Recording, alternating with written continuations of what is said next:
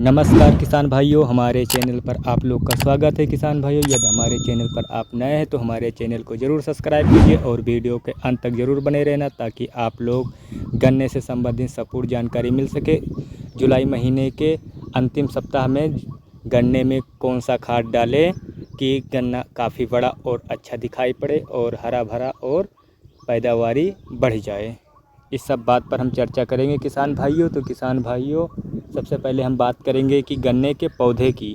जैसे कि किसान भाइयों, आप लोग को पता होगा कि जब सरसों की कटाई करने के बाद गन्ने की जब बुआई की जाती है तो जुलाई महीने में गन्ना के पौधे काफ़ी बड़े नहीं होते हैं, मतलब छोटे रहते हैं, ज़्यादा बड़े बड़े नहीं होते हैं पेड़ी के तुलना में। तो किसान भाइयों, तो गन्ने के पौधे में कौन सा खाद डालें कि ज़्यादा से ज़्यादा बड़ा हो और लंबा और मोटापन हो।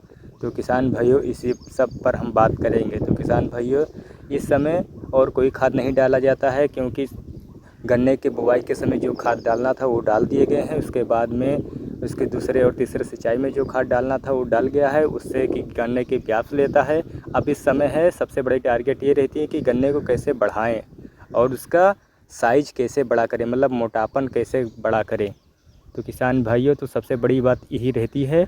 तो इस समय किसान भाइयों, सबसे ज़्यादा गन्ने में नाइट्रोजन की कमी रहती है, तो इस समय हम ज़्यादातर यूरिया डालते हैं। और यूरिया डालते हैं, अगर उसके साथ जिंक मिला दें तो और अच्छा रहता है, क्योंकि यूरिया और जिंक का जब कम्बिनेशन हो जाता है तब गन्ना काफ़ी समय तक हरा भरा रहता है और स्वस्थ रहता है। तब जब गन्ना स्वस्थ रहता है तो उसमें ऑटोमेटिक, मतलब अपना पौधा ज़रूर से ग्रोथ होता है, मतलब बढ़ता है, और जिस तरह बढ़ेगा उसी तरह पर उसका मोटापा रहेगा। तो किसान भाइयों, हम इस समय कम बजट में, मतलब सबसे सस्ता जानवरों के हिसाब से यूरिया और जिंक का प्रयोग हम करेंगे।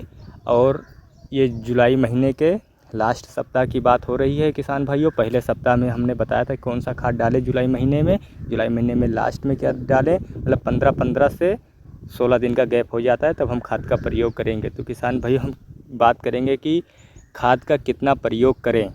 जैसे कि किसान भाई, आप लोग को पता है कि कहीं पर 1 एकड़ में 5 बीघा कहा जाता है और कहीं पर 6 बीघा कहा जाता है। हमारे यहाँ 1 एकड़ में 5 बीघा कहा जाता है और 1 एकड़ के हिसाब से हम आप लोग को खाद बताने जा रहे हैं कि कितना आप लेकर उसमें बुवाई कर दीजिए। तो किसान भाइयों, 5 किलो जिंक ले लीजिए 1 एकड़ के लिए, और उनके साथ में 90 किलो यूरिया ले लीजिए 1 एकड़ के लिए। जहाँ पर 6 बीघा होता है वहाँ पर यूरिया का डोज बढ़ा लीजिए और जिंक का डोज बढ़ा लीजिए। तो किसान भाई, इतना लेकर हम 1 एकड़ में छिड़काव कर देंगे तो गन्ना में काफ़ी अच्छा रिजल्ट मिलेगा और गन्ना काफ़ी बड़ा और स्वस्थ रूप से दिखाई पड़ेगा। किसान भाइयों, ये था खाद का प्रयोग करने का तरीका। तो किसान भाइयों, इसी तरह आप खाद का प्रयोग करेंगे तो बहुत से अच्छा रिजल्ट मिलेगा। जैसे किसान भाई, आप लोग वीडियो में देख रहे हो, इसमें हमने खाद का प्रयोग किए थे। अब ये कम से कम 1 सप्ताह हो गया है और इसका रिज़ल्ट आप लोग दिखाई पड़ रहा है कि किस तरह ये दिखाई दे रहा है कि कितना हरा और ये कितना स्वस्थपूर्ण दिखाई पड़ रहा है। तो किसान भाइयों, इसी तरह खाद का प्रयोग कीजिए। किसान भाइयों, इसमें बुवाई के समय बहुत अच्छा खाद दिया गया था, टाइम और समय समय पर बहुत अच्छा खाद डाला गया था।